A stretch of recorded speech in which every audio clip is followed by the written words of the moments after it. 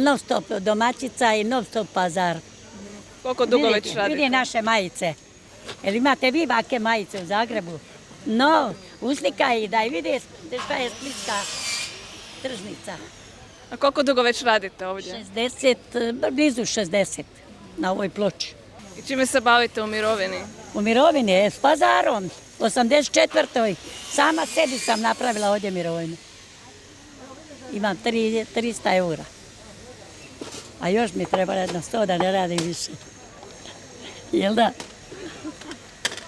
Jel planirate baš otići u mirovinu i prestati No raditi? ne, ja mogu sutra umreti, meni je 84 godine, draga moja.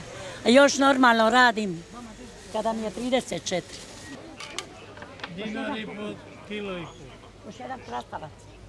A jel imate neku poruku za umirovljenike? Evo, Rekla sam ti, samo da budemo svi dobri, živi i zdravi. Ništa drugo.